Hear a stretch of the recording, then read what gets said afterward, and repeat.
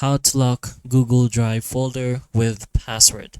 Now, unfortunately, currently, Google Drive doesn't really give this kind of feature where you can lock or set passwords to your folder. This is currently still not possible. As you can see over here, once you create a folder, there's no option to do so. So if you go to the more options, you can only share, organize, go to folder, information, and as you can see, there's no type of way you can do passwords. The only security option you have is the general access if you want restricted to multiple people, and you can only give it access to other people that you want or anyone with a link.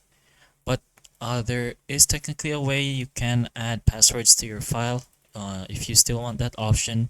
So just go ahead to the file you want to have a password on, and then just go to WinRAR and press on add to archive.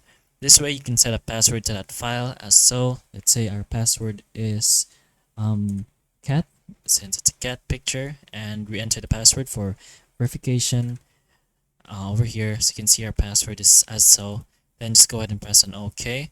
You can also press on delete files after archiving if you want, but if not, then just go ahead and press on OK. As you can see, we have our archive now.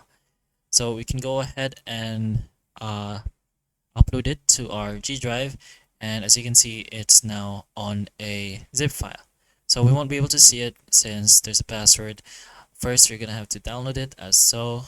So just go ahead and press on download, and if you go ahead and open the file, as you can see, it's going to ask for a password.